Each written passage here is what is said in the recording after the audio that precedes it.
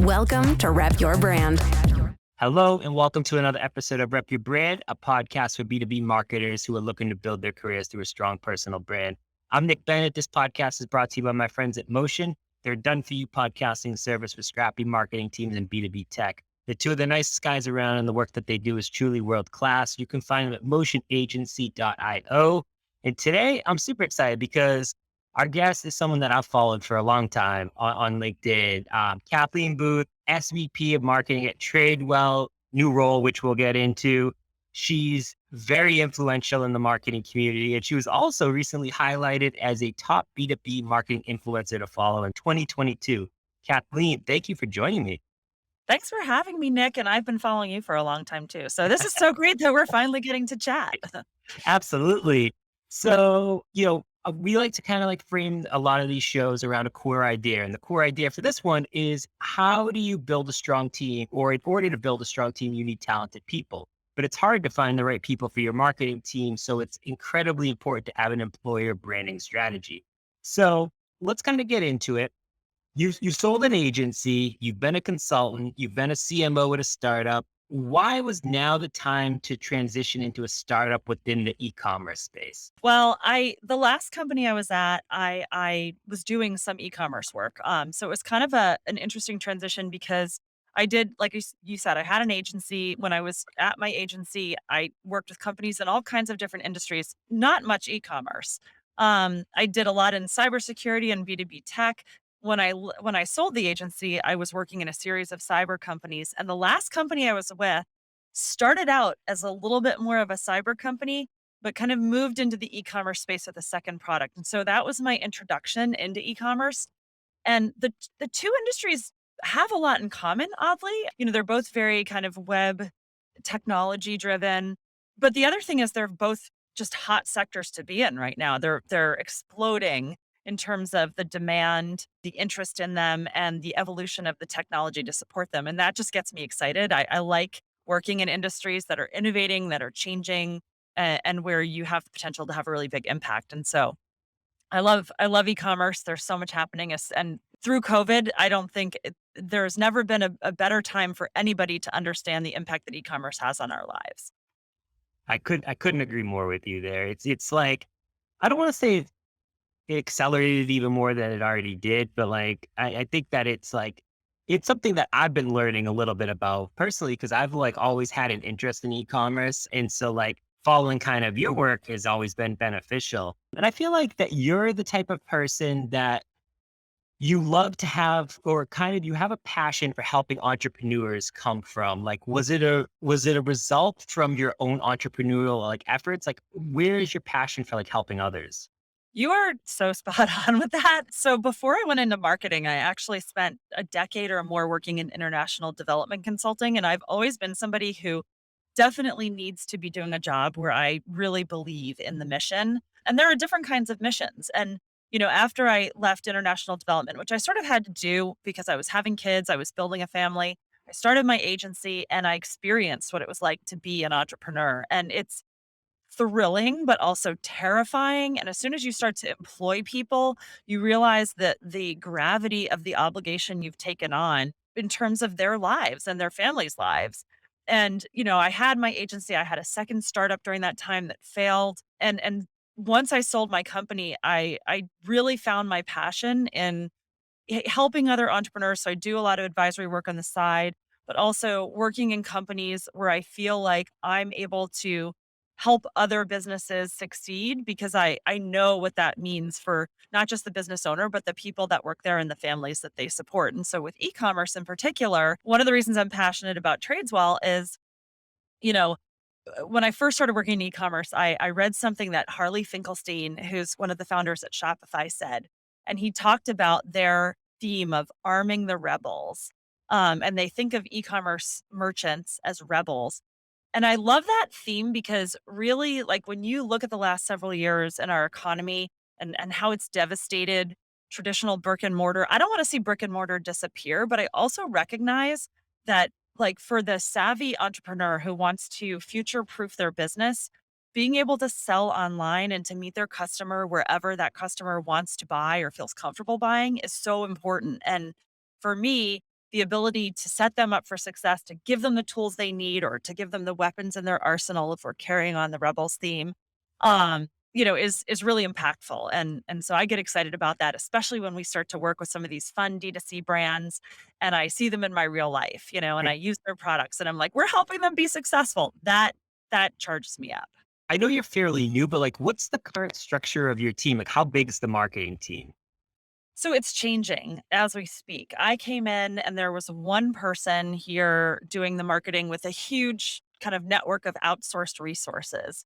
And we're very lucky that we do have great outsourced resources, but as we speak, I'm hiring for a director of product marketing, a director of growth, which is like demand gen plus community, and then a content marketing manager. And then, I still have I have an outsourced creative director. I have an amazing outsourced field marketer, Okay. and a few other key resources that I'm very fortunate I can tap into. That's amazing. I'll kind of follow up with you post show, but like, I want to get like a couple of those roles on this new job board that I have for the new community that we're launching that are revenue focused. I think it would be fantastic to try to help you get some quality people for sure. I would love that. Cool. So let's talk about, what are your primary goals for building the team in 22? Like what's your priorities? So I look at the challenge ahead of us, and this company right now is enterprise SaaS for e-commerce. And we have some amazing customers, but they're really big.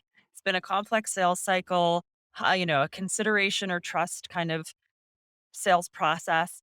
But that's shifting, and we're coming very close to having an app where somebody can sign on at a self-serve basis, and that will unlock the potential for us to work with, small and medium-sized e-commerce businesses. And eventually, we want to be able to serve anybody who's selling online. And so putting together a team that's able to build a marketing machine to feed that sort of a business model is critical. And that's why I'm focused on these particular roles. I think product marketing we're everybody talks about creating a new category. We are definitely doing it, and the reason I say that is there the messaging has been the biggest challenge. Like we are not in any identifiable space. We cannot bucket ourselves based on the functionality our product has with any existing category. It's funny. I've talked to a lot of people about category creation, and everybody has sort of agreed that you need to do it when that's your challenge, right? And so I really need somebody who can come in and help us refine our messaging and our positioning and make sure that we're enabling the sales team to both evangelize the category that we're creating, which is a very long term, big picture thing, but also in the short term create the assets and the support structure needed for us to sell the product we have today. So that's important. And then this growth role is critical. And I think you and I have a lot of in common here because I look at how I need to build the team and I base it on my philosophy of marketing and how it should be done. And I feel like I've come to a place where I have a CEO and a leadership team that's really embraced how I think about marketing, which is that yes, you need the traditional full funnel demand gen structure, but you really have to think beyond that. And you have to think like a media company. You need to think about audience building and winning the hearts and minds of the peer set of your buyer so that when people go into private Slack communities or Discord communities or wherever they meet with their people and they say, who should I use for my e-commerce software? The name Tradeswell is the one that comes up. It's kind of like today, I think, when people say, I need a call recording software solution, and everybody and their brother says Gong. Whether they've used Gong or not, like that's the brand I want to build. And so that's why this position is a director of growth and not a director of demand generation, because for me, that encompasses demand gen, but it also encompasses building a community, having events, and doing other kinds of thought leadership, maybe that might fall outside of the traditional purview of a demand gen person. So I'm looking for somebody creative, scrappy, ready to think outside the box. And then the third position is content, which I think underpins everything.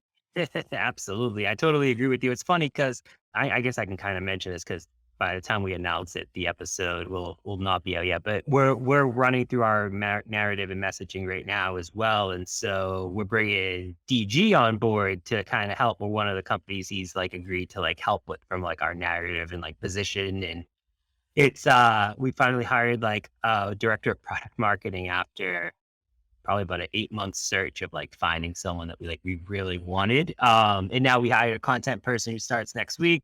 I feel like the roles that you're hiring for are also the roles that we're hiring for. So it makes a lot of sense for sure. Yeah, well, Uh, I think you and I are aligned in how we think about marketing, and finding those people is hard because you're really looking for somebody that is not yet perhaps at the VP level, but is thinking very strategically, and that's a difficult role to hire for. Absolutely. So let's get into LinkedIn. So, in a recent post on LinkedIn, you said that if you're in marketing and you don't have an employer branding strategy, you're not doing your job right. Hiring is the number one challenge with marketing leaders right now. Like, why is it so hard? Oh my gosh. I mean, I'm somebody who just switched jobs, so Yeah. I'm part of the great resignation, right? And there's so many reasons. I think it's interesting, and I think a lot of it is driven by the last 12 months. You know, salaries have gone way up, and for one thing, businesses that haven't been willing to keep pace at a pay level with what the market is doing, that's one problem. You can't look at salary studies from 2020, which a lot of them are. You actually have to look at salary studies from halfway through 2021 to really get a read on what's happening. But it's beyond money. I think people do have the luxury today of being able to leave and have a lot of jobs to choose from. It is an applicant's market. And so you need to create a fantastic culture because if somebody is in a place where the culture is toxic, they have so many other options that their level of patience, their tolerance for putting up with that has gone way, way down. Um, so focusing on building a great place to work with people that you want to go to work with, having, and this goes to not just hiring well, but also firing fast. Like if you don't maintain a team of A players, your A players are going to leave because they're going to want to be surrounded by other A players. And it's benefits and it's flexibility in today's world of hybrid versus remote versus in person. There's a lot of components to it, but I think you have to be firing on all of those cylinders in order to attract the best candidates. And I will add that you need to work on your personal brand as well. I Mhm. thank God every day that I've made the investment I have in doing that on LinkedIn so that when I post jobs, a lot of people see them. People know how I think about marketing. They understand my philosophy as a leader. And I'm hopeful, and I do believe that that will naturally attract candidates who are aligned with that, which is what's going to set me up for success. Yeah, absolutely. I love that. I mean, I think it's so important to like recognize that piece.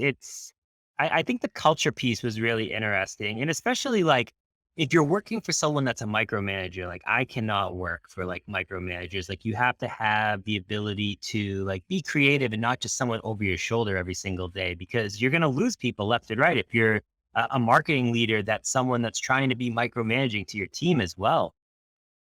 Oh, 100%. And I have this document that I give to anybody that works for me, which is I call it the guide to Kathleen.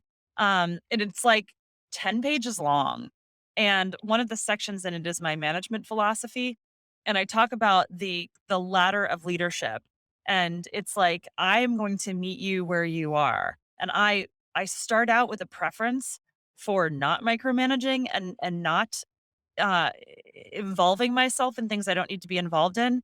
But if you as a team member show me that you aren't capable of executing on an independent level, I will insert myself, right? And but there's a rubric there for coachability that I can talk people through, which is like if they're coming to me and saying, "How do I do X?" That's a signal to me that you need more management versus somebody who comes to me and says, "This is what we need to do. I did the research. Here's what I'm going to do. I just wanted to let you know." That's the kind of person that doesn't need micromanagement. Yep. Absolutely agree with you for sure. So I want to kind of ask about like what you specifically meant when you said like employer branding strategy, because I feel like not a lot of marketing leaders are talking about that. So I'm curious on like why, like, can you dig deeper there and then why you think it's so important today?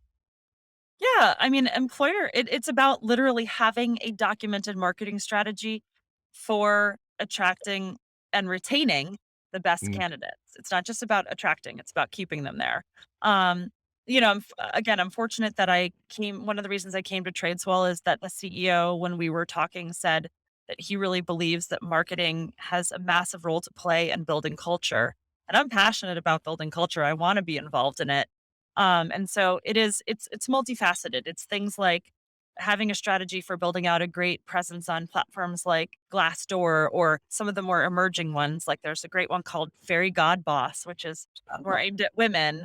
There's all kinds of things like that. It's about getting involved in DEI initiatives. It's surfacing like who are the people that work in this company, and you're seeing the sausage made at Tradeswell right now because I've only been here for 2.5 weeks, but like I'm in the middle of gathering pictures from our employee holiday parties and the Orioles game we went to and the axe throwing and getting all that stuff out there to just show us having fun, which we're yeah. doing, not in a forced way, but like these are the humans that work at this company. We're more than a logo.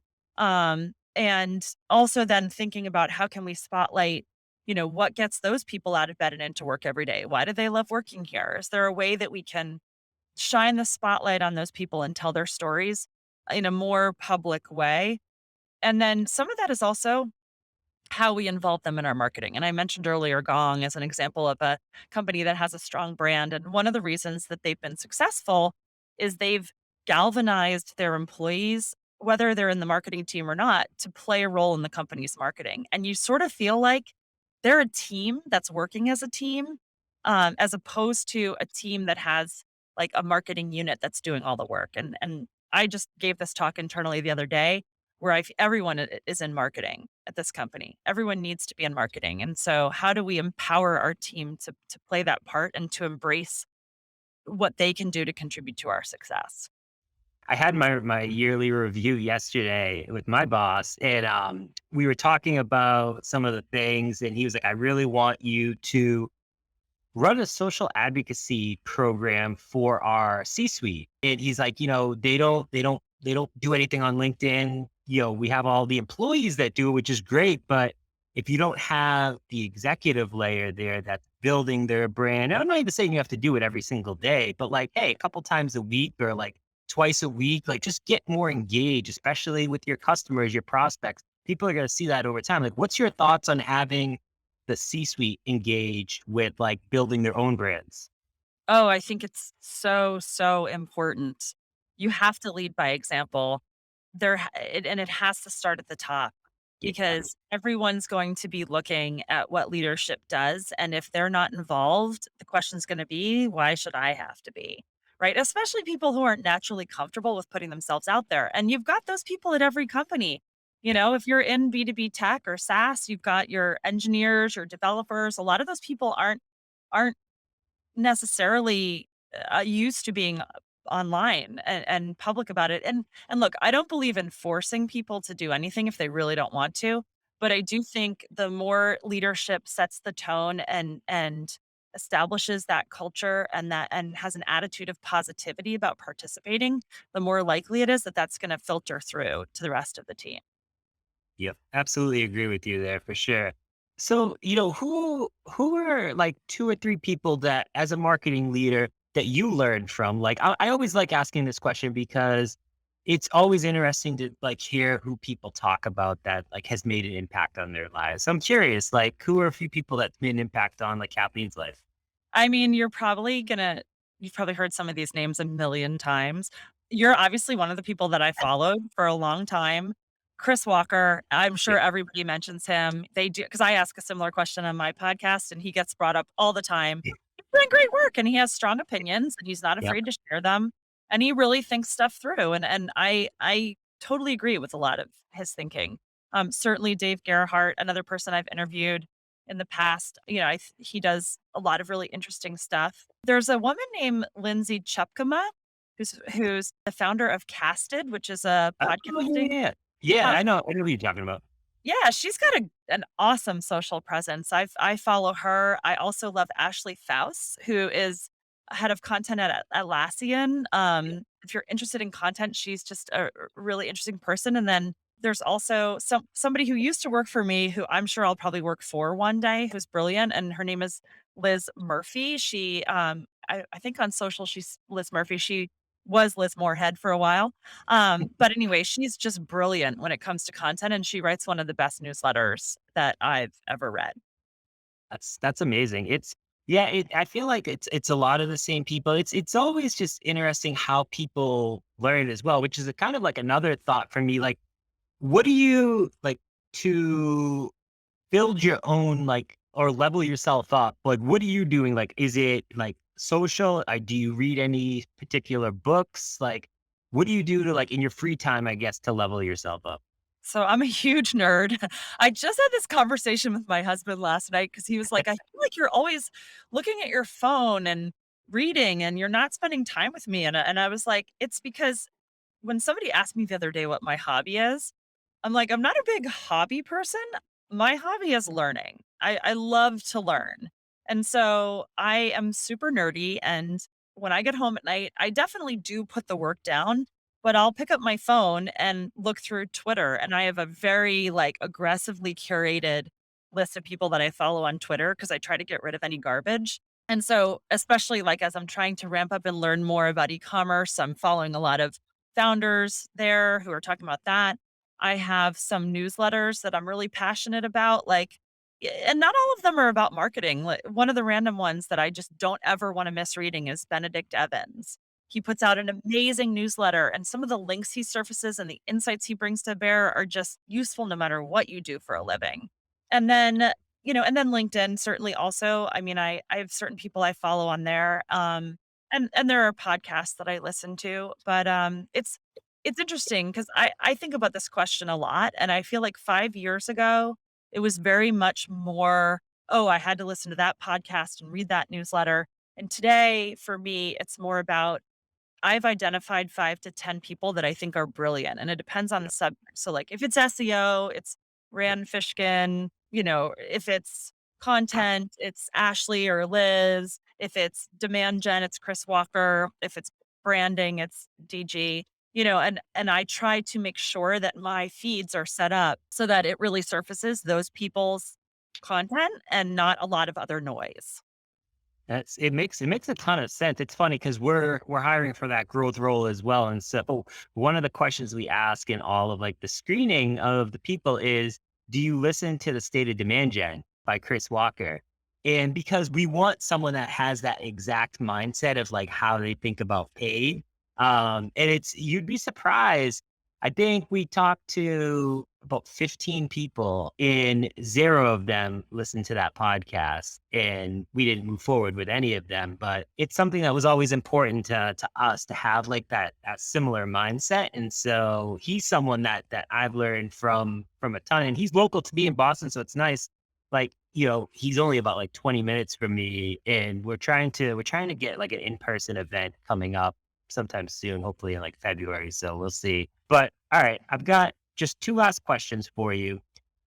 Why do you feel it's important to share your perspectives and thoughts on LinkedIn, despite all of the success that you've had as an entrepreneur and as a marketing leader? Is it the mindset that you want to give back, or like why you're still super active? I love your content. You do it like on a consistent basis, but is there, I guess, a reason why? It's so funny you asked this because somebody asked me this the other day. They're like, "What's your secret plan that you haven't shared?" And I'm like, "I don't have a secret plan, honestly. Like, I'm not about to spin off a consulting practice or, do anything along those lines." For me, and oh, by the way, I should say, I do not consider myself to be the world's foremost expert in anything. I learned a long time ago that if that's what you think about, you're never going to post anything because it's too intimidating. And so the mindset that I bring to LinkedIn is I try to share something. Ideally, like 5 days a week is my goal. I don't always hit it. Like this week, I'm not hitting it because I'm busy. I'm in a new role. But my mindset is I want people to learn alongside me because like I said, my hobby is learning. And I figure if it's something I'm trying to learn about, then other people are probably out there wondering about it too. And so it really is just my kind of belief that the more I can be transparent and learn in public and share what I'm learning, and I might not always be right. And I welcome people sharing alternative opinions with me because I learn even more then. I just feel like the rising tide lifts all boats and it is about giving back. And my big why, I said it earlier, it's about supporting entrepreneurs and helping them be successful. And for me, this is a part of it. It's building that community, and if there's any self serving element to it, honestly, it's that when I think about my career, and I've had a couple career changes through COVID, as many people have, I've never really had to apply for a job Yep. because everything is out there. Anybody who wants to know what I think or believe in or have done, it's all out on LinkedIn. Somebody can look at my LinkedIn profile and know just about everything about me, which makes it really hard when you start working someplace and they want you to play two truths and a lie. Cause I'm like, I've already told everyone everything. But it's really that. It's really just me recognizing that if I can add value and help somebody somewhere, it's going to make me feel better. It's what kind of fills my cup. I love that. Absolutely. All right. So I want to kind of give you a chance to plug, Tradeswell, like anything that you want to plug, your LinkedIn profile. Feel free to kind of just, give some places where people can find you, learn more about Tradeswell, things like that. Sure. So Tradeswell, I'm obviously really passionate about it. Why am I passionate? It's because I think we're solving something that is so critical to the future of e-commerce that hasn't been solved before. And specifically, it's for brands that are selling in more than one digital channel. So that might be Amazon and Shopify or Walmart or Target or wherever they're selling. We want to empower them to meet their customer where they are, but to also then pull all the data from those channels back into one system of record, normalize it at a SKU level, which is a lot harder than you might think. We are the only system in the e-commerce industry that pulls in cost of goods sold. And we're able then to essentially build an operating system for e-commerce brands where their finance, marketing, sales, and merchandising leaders can sit around a table looking at a single system of record and make business decisions that are focused on driving profit and growth. Um, Nobody else is doing that. And that's the future of where e-commerce is going. So I'm super excited about that. And especially about our future path to being able to do this for any size e-commerce business and not just the big guys. So you can learn more about that at tradeswell.com. And then for me, definitely if you ever want to talk, connect with me on LinkedIn. I accept every single connection request or go to my personal website, which is kathleen-booth.com. Awesome. Fantastic. Kathleen, thank you so much for spending some time with me. I definitely appreciate it. You are a wealth of knowledge. Thanks, Nick. It was so much fun.